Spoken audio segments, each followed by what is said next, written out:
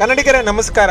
ನಾವು ಎಂತೆಂಥ ವ್ಯಕ್ತಿಗಳನ್ನ ರಾಜಕೀಯಕ್ಕೆ ನಾವು ಕಳಿಸ್ತಾ ಇದ್ದೀವಿ, ಎಂತೆಂಥ ವ್ಯಕ್ತಿಗಳನ್ನ ವಿಧಾನಸೌಧಕ್ಕೆ ನಾವು ಕಳಿಸ್ತಾ ಇದ್ದೀವಿ, ಎಂತೆಂಥ ವ್ಯಕ್ತಿಗಳನ್ನ ನಮ್ಮನ್ನು ಮುನ್ನಡೆಸೋದಕ್ಕೆ, ಕರ್ನಾಟಕವನ್ನು ಮುನ್ನಡೆಸೋದಕ್ಕೆ ಕಳಿಸ್ತಾ ಇದ್ದೀವಿ ಅನ್ನೋದನ್ನ ಯೋಚನೆ ಮಾಡಬೇಕಾಗಿದೆ.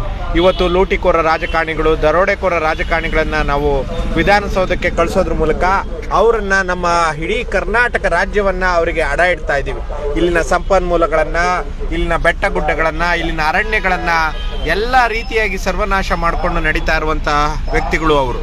ದರ್ಪ ದೌರ್ಜನ್ಯಗಳಿಂದ ಮೆರ್ಕೊಂಡು, ಅತ್ಯಾಚಾರಗಳನ್ನು ಮಾಡಿಕೊಂಡು, ಇವತ್ತು ವಂಶ ಪಾರಂಪರ್ಯ ರಾಜಕಾರಣ ಮಾಡಿಕೊಂಡು ಅವ್ರ ತಾತ, ಮಗ, ಮೊಮ್ಮಗ ಎಲ್ಲ ರೀತಿಯ ವಂಶ ಪಾರಂಪರ್ಯ ರಾಜಕಾರಣವನ್ನು ಮಾಡಿಕೊಂಡು ಇವತ್ತು ಚುನಾವಣೆಗೆ ಸ್ಪರ್ಧಿಸ್ತಾ ಇರುವಂಥ ವ್ಯಕ್ತಿಗಳು ಯಾರು? ಹಣದ ಮದದಿಂದ, ಅಧಿಕಾರದ ಮದದಿಂದ ದೌರ್ಜನ್ಯಗಳನ್ನ ಎಸ್ಕೊಂಡು ಇಡೀ ರಾಜ್ಯವನ್ನು ಬೇರೆ ಬೇರೆಯಲ್ಲಿ ದೋಚುತ್ತಾ ಇರುವಂಥ ವ್ಯಕ್ತಿಗಳನ್ನು ರಾಜಕಾರಣಕ್ಕೆ ಕಳಿಸ್ತಾ ಇದ್ದೀವಿ. ಇದು ಒಳ್ಳೆಯ ಥರದ್ದಲ್ಲ. ಹಾಗಾಗಿ ಕರ್ನಾಟಕ ರಾಷ್ಟ್ರ ಸಮಿತಿ ಪಕ್ಷ, ಈ ನಾಡಿನ ಪಕ್ಷ, ಕನ್ನಡಿಗರ ಪಕ್ಷ 28 ಲೋಕಸಭಾ ಕ್ಷೇತ್ರದಲ್ಲೂ ಕೂಡ ಸ್ಪರ್ಧೆ ಮಾಡಿದೆ. ಬೆಳಗಾವಿ ಲೋಕಸಭಾ ಕ್ಷೇತ್ರದ ಚುನಾವಣೆಯಲ್ಲೂ ಕೂಡ ಸ್ಪರ್ಧೆ ಮಾಡಿದೆ. ಬಸಪ್ಪ ಕುಂಬಾರ್ ಅವರ ಪರವಾಗಿ ನಾನು ಇಂದು ಮತಯಾಚನೆ ಮಾಡಿದೆ.